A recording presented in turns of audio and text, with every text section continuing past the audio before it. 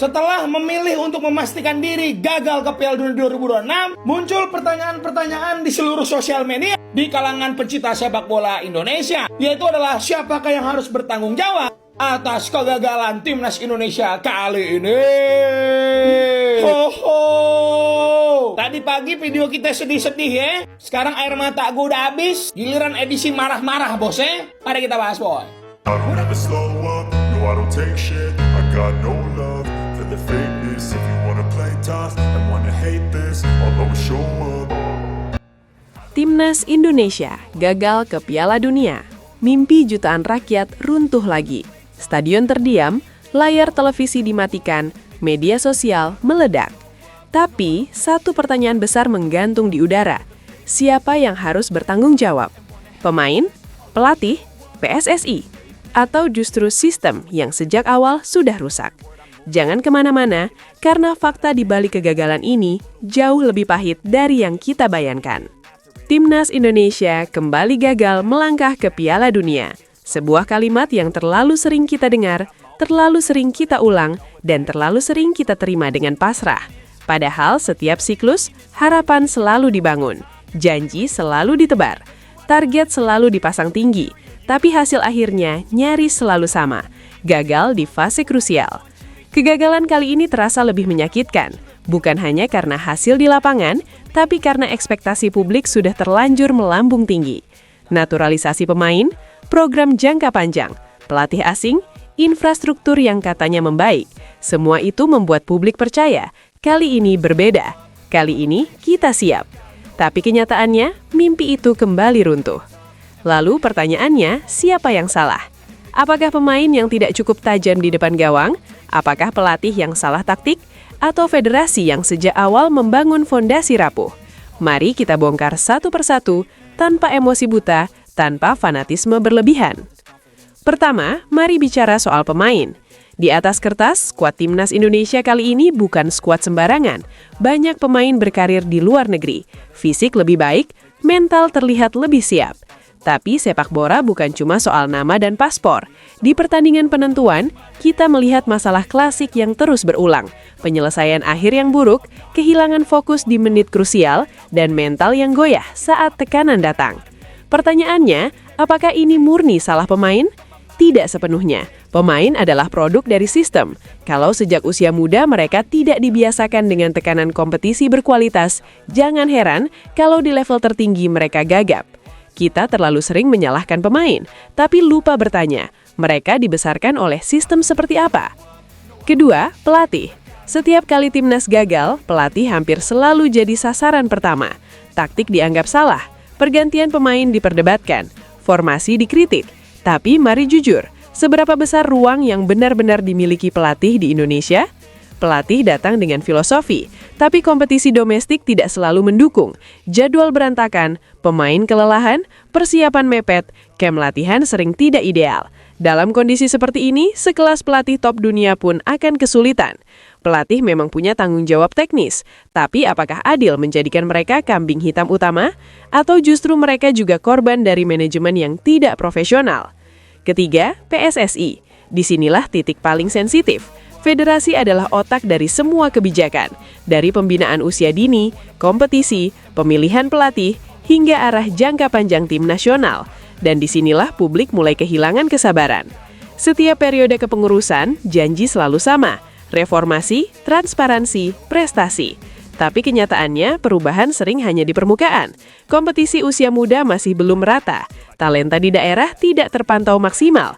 Klub masih sering bermasalah finansial. Dan konflik kepentingan masih jadi isu laten.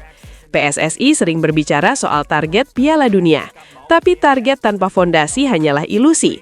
Negara-negara Asia yang kini rutin tampil di Piala Dunia membangun sistem selama puluhan tahun. Jepang, Korea Selatan, bahkan Vietnam dan Thailand, mereka konsisten. Indonesia terlalu sering ganti arah. Naturalisasi dijadikan jalan pintas, bukan solusi jangka panjang. Naturalisasi seharusnya pelengkap, bukan tulang punggung. Kalau pembinaan lokal tidak dibenahi, maka kegagalan hanya tinggal menunggu waktu. Keempat, kompetisi domestik. Liga adalah jantung sepak bola nasional. Kalau liganya sakit, timnas pasti ikut terdampak.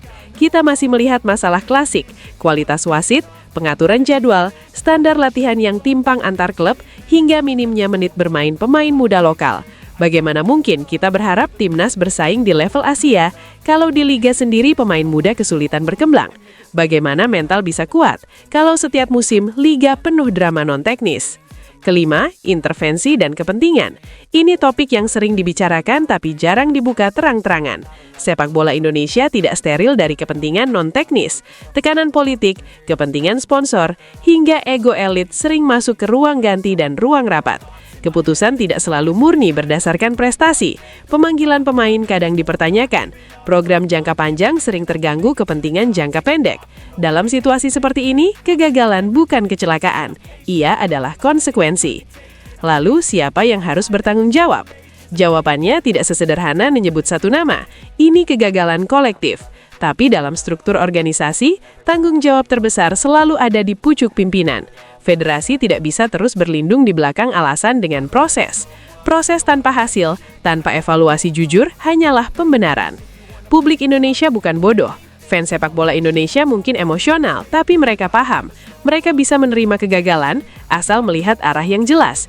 Yang membuat marah adalah kegagalan yang berulang tanpa perubahan nyata. Timnas Indonesia gagal ke Piala Dunia bukan karena kurang cinta dari rakyat. Justru sebaliknya, tekanan besar datang karena harapan terlalu besar. Dan harapan itu muncul karena janji yang terus diucapkan oleh para pengambil keputusan. Sekarang saatnya bercermin. Apakah kita benar-benar ingin ke Piala Dunia atau hanya ingin terlihat sibuk? Apakah kita berani membenahi sistem dari akar atau hanya mengganti aktor di panggung yang sama? Jika kegagalan ini hanya direspons dengan mengganti pelatih tanpa membenahi liga, tanpa memperkuat pembinaan usia dini, tanpa membersihkan konflik kepentingan, maka siklus ini akan terulang 5 tahun lagi, 10 tahun lagi, dengan cerita yang sama. Piala Dunia bukan mimpi mustahil, tapi ia menuntut keberanian. Keberanian untuk jujur, keberanian untuk berubah, dan keberanian untuk menempatkan sepak bola di atas ego. Timnas Indonesia gagal kali ini, tapi yang lebih berbahaya adalah jika kita gagal belajar. Karena kalau tidak ada yang benar-benar bertanggung jawab hari ini, maka kegagalan berikutnya sudah bisa kita prediksi dari sekarang. If that can erase all the past and the pettiness, a reflection of the emptiness, hilarious. You think you're worth my time, you're delirious, mysterious, because you hide behind a fake exterior, inferior. You know I'll always be a bit superior. Get off of me, this ain't no humble brag. I want you to hear words, you can say them back. I want you to feel free from the chains at last, and to believe in what you got, it was built to last, yeah.